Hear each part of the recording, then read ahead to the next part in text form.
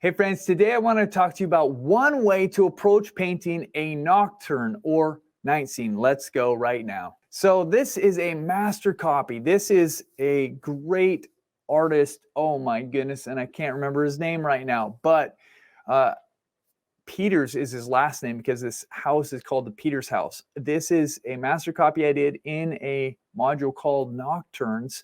And what I really wanted to do with this is because the drawing is pretty important. I wanted to establish, let's get the drawing in. I don't always paint a nocturne on a white canvas. In fact, most of the time I wouldn't, but because I cared about this drawing, this is the way I did. So the approach is actually going to be with glazing and adding color on top of this white surface after I get the drawing established. So if you're painting something that you care about the drawing, you got to figure out how are you going to do this. Now I've mixed up some medium with some ultramarine blue for my original color, kind of wash. This is just establishing something so that I have non-white everywhere underneath. I need to get it to be colored and somewhat dark, somewhat looking like night. Now I'm coming back through with a phthalo blue mixed with a little bit of white and darkening up some of the darks. Again, what I want to do in all of this is I want to get the darks really deep. If you look at the reference photo, not the painting by the master, you see it's very deep. There's a lot of dark areas. The colors are very subtle. When you paint a nocturne, you're really working within a limited range of values. And so I'm really trying to push things deeper, darker, and you can see even now I've come back into the sky because the sky was too light.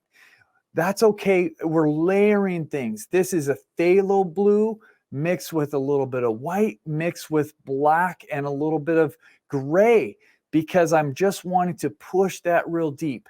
But the cool thing about this scene is that he's captured this house in the moonlight. So a lot of the things that would happen during the day with sunlight are still happening here at nighttime. It's just cool, pale light. So I'm mixing white in instead of, or I'm mixing phthalo blue with white instead of maybe yellow with white. If it was during the day and it was a warm sunlight, the areas of this White House that are in direct sun would have a warmth to them. But now it's nighttime and they have a coolness to them. That blue is going in. All the details that I'm putting in are reflected from the original painting. He's got a beautiful structure here. The funny thing about this painting that I didn't notice is that the center of interest is really this light area that I'm putting in right now. It's this window. And if you take your drew a cross from corner to corner and corner to corner, you'd find that that little area of interest is almost directly in the middle of the painting.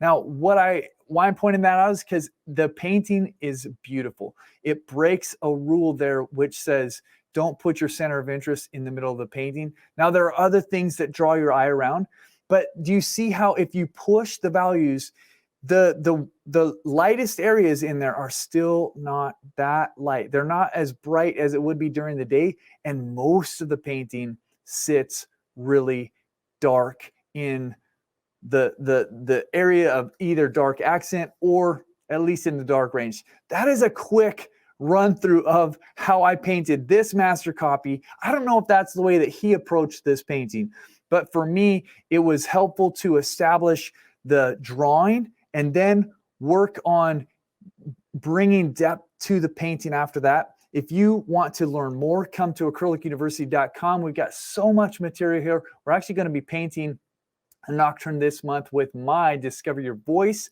And if you'd love to learn more about what we do, come on over. I'll see you next time.